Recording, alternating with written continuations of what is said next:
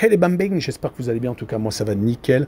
On se retrouve aujourd'hui pour une nouvelle vidéo sur la Première Ligue.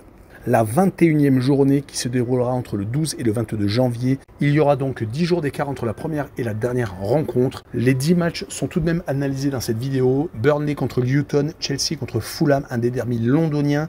Newcastle, Manchester City, une très belle affiche. Everton, Aston Villa, Manchester United contre Tottenham, un gros match à regarder. Arsenal, Crystal Palace, un autre derby londonien. Brentford, Nottingham Forest, Sheffield United contre West Ham, Bournemouth contre Liverpool le leader et Brighton contre Wolverhampton. N'hésitez pas à venir nous rejoindre sur le site VIP, les réseaux sociaux. Tout est à l'écran et en description. N'oubliez pas vos pronostics, vos critiques positives ou négatives, votre pouce pour faire remonter la vidéo le plus haut possible et valider mon travail. Et rejoignez la communauté, on est au-delà des 15 800. Merci encore. On jette un coup d'œil au classement où Liverpool est actuellement en tête avec 45 points, deuxième Aston Villa avec 42, troisième Manchester City avec 40, à égalité avec Arsenal qui a le même nombre de points mais qui a un goal average légèrement négatif par rapport à City, mais les Citizens ont un match en moins, cinquième, Tottenham avec 39 points. En fin de classement, trois équipes sont vraiment en difficulté, c'est Luton avec une 18e place et 15 points au compteur, 19e Burnley avec 11 et 20e dernier Sheffield United avec 9 unités. Et on attaque avec Burnley contre Luton Town, deux équipes relégables pour l'instant, avec Burnley qui a 4 points de retard sur le 18e Luton. Mais Burnley vient de sortir d'un énorme calendrier. Ils ont joué tour à tour Liverpool, Aston Villa et Tottenham, perdant malheureusement les 3 fois. Ils avaient tout de même réussi à gagner contre Sheffield United lors d'un match de la peur. C'était le 2 décembre. Ils ont réussi également à accrocher un point à Brighton et surtout battre Fulham à l'extérieur.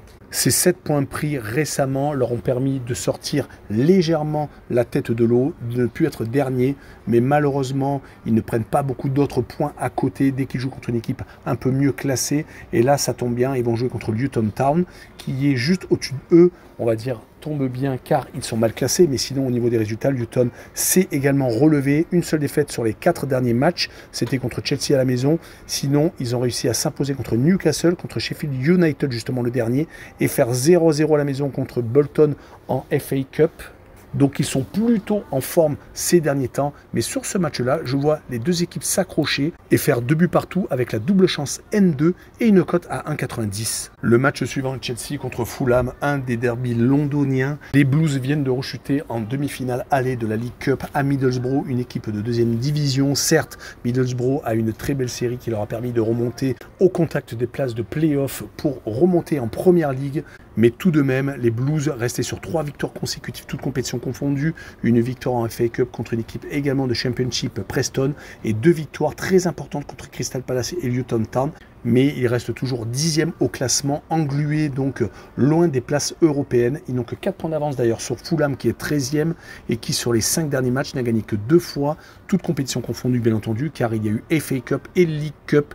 Ils ont perdu la demi-finale aller contre Liverpool, 2-1 seulement. Ils ont donc encore de l'espoir de se qualifier pour cette coupe. Il y a également ces 2 défaites contre Burnley et contre Bournemouth en championnat qui les laissent en deuxième partie de tableau. Heureusement qu'ils ont réussi à la maison à gagner contre Arsenal et Rotherham en FA Cup, le laissant encore en vie dans la seconde coupe nationale. Mais Chelsea s'est tout de même rappelé qu'ils étaient une grande équipe d'Angleterre car sur les 5 dernières réceptions, à part la victoire au pénalty contre Newcastle en League Cup, ils ont réussi à gagner leurs 4 dernières réceptions en championnat et en FA Cup. Sur ce match-là, je vois Chelsea s'imposer que 2-1 et je verrai les deux équipes qui marquent car Fulham avait réussi à faire 2 buts partout à Manchester City avec une cote à 1,65. Et on enchaîne avec l'affiche de la journée Newcastle contre Manchester City. Cela aurait dû être un gros affrontement entre deux équipes en forme, mais malheureusement Newcastle n'assure plus. Ils sont actuellement 9e. Peut-être que le calendrier depuis le début de l'année est beaucoup trop chargé pour eux. Ils ont joué, rappelons-le, la Champions League dans le groupe du Paris Saint-Germain, où ils ont malheureusement fini 4e, se faisant souffler la 3e place qualificative pour l'Europa League au dernier moment. Et ils sont actuellement en train d'accuser le coup. Heureusement qu'ils se sont imposés à Sunderland en FA Cup. Sinon, ils seraient éliminés de toute compétition car ils ont été sortis de la League Cup par Chelsea et ils viennent de perdre leurs 3 derniers matchs de championnat contre Luton, contre Nottingham et contre Liverpool. Beaucoup trop de buts encaissés.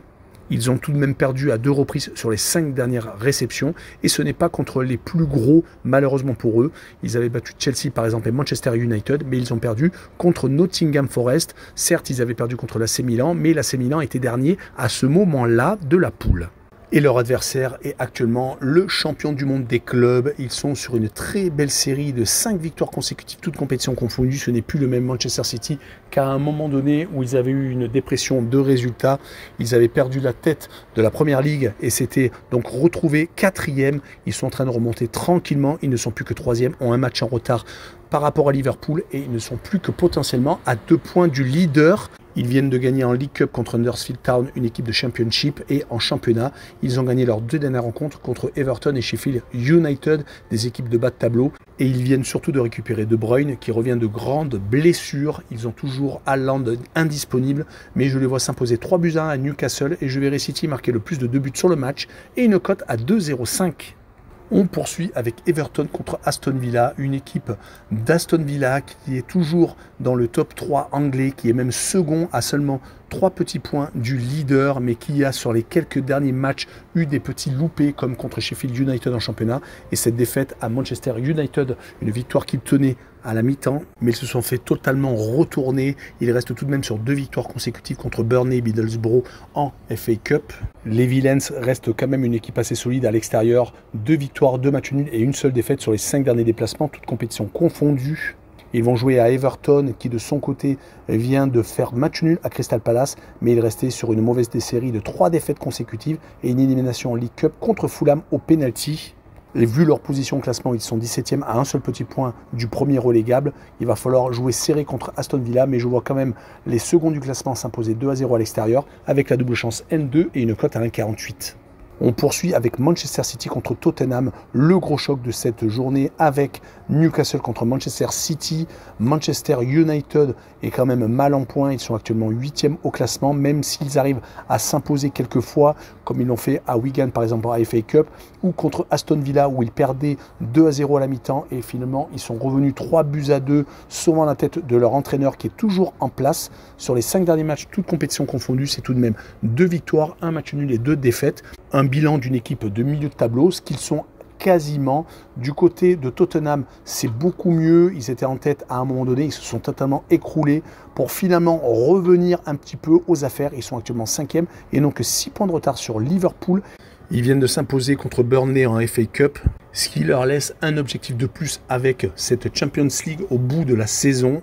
On notera qu'à l'extérieur, ils ont gagné à 2 reprises, ont fait un match nul à City, quand même 3 buts partout, et se sont inclinés par contre 2 fois en Première Ligue à Wolverhampton et à Brighton, ce qui est peut-être le point négatif de cette série. En tout cas, je vais voir faire match nul 2 buts partout, et je verrai le home no bet et le match nul rembourser ces victoires de Manchester United à la maison, et une cote à 2,07. On poursuit avec un autre derby londonien, Arsenal contre Crystal Palace, le 4e contre le 14e.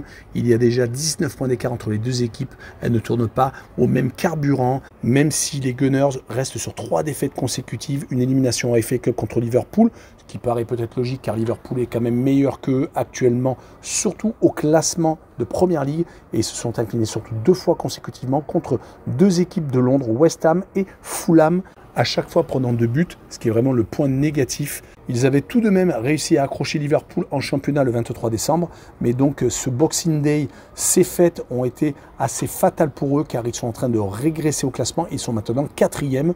Du côté de Crystal Palace, la série est pas si mal que ça pour une équipe qui est classée 14e. Sur les 5 derniers matchs, toutes compétitions confondues, un 0-0 contre Everton en FA Cup, en championnat 2 matchs nuls contre City et contre Brighton, ce qui est tout de même très bien car c'est 2 équipes qui jouent très bien au football.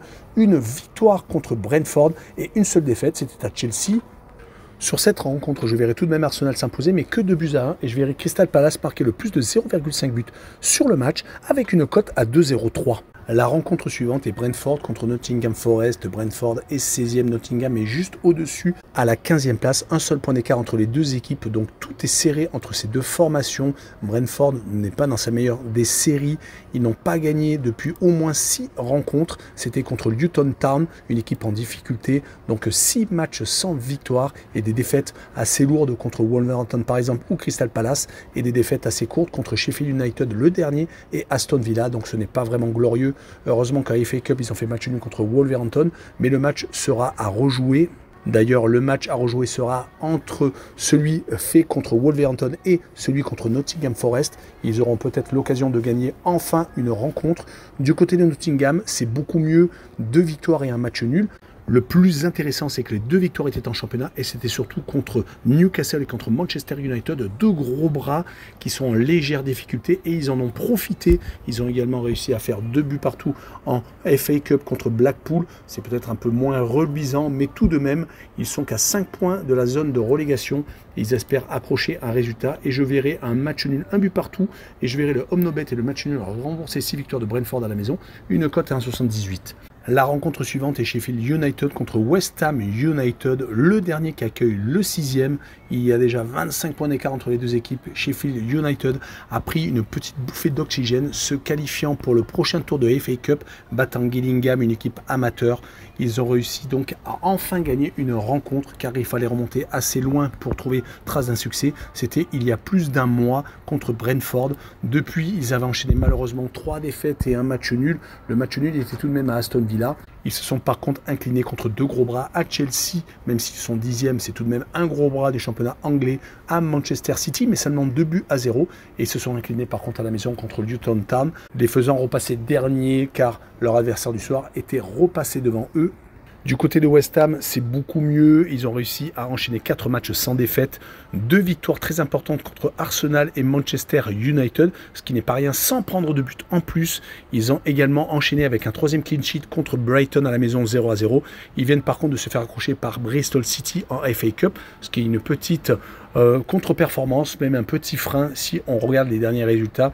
Rappelons que leur dernière défaite remonte à un gros déplacement à Liverpool en League Cup où ils avaient pris 5 buts à 1, mais c'était peut-être pas un objectif pour eux, car ils jouent la Ligue Europa, ils jouent le championnat où ils sont actuellement 6e, et donc cette League Cup était peut-être pris un peu par-dessus la jambe. Sur ce match-là, je les vois s'imposer 2-1 chez le dernier, et je verrai le draw no bet et le pari remboursé si match nul, avec une cote à 1,50.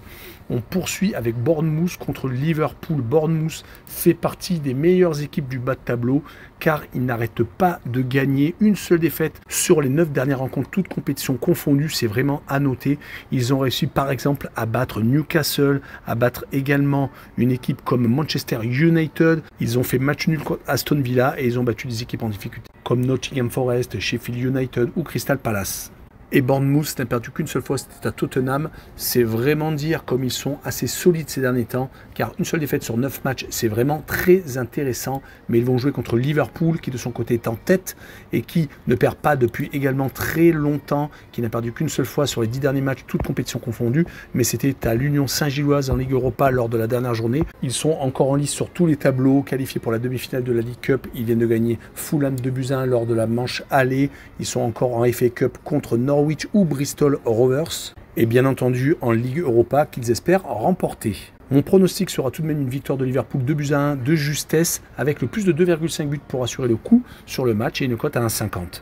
On finira par Brighton contre Wolverhampton. Brighton fait partie des équipes maintenant en forme de ce championnat et qui comptent en première ligue, mais ils n'avancent pas beaucoup non plus en championnat. Ils sont certes 7e et ont 8 points de retard sur Tottenham qui est 5e pour la Champions League. Ça va être très compliqué, il va falloir faire beaucoup moins de matchs nuls.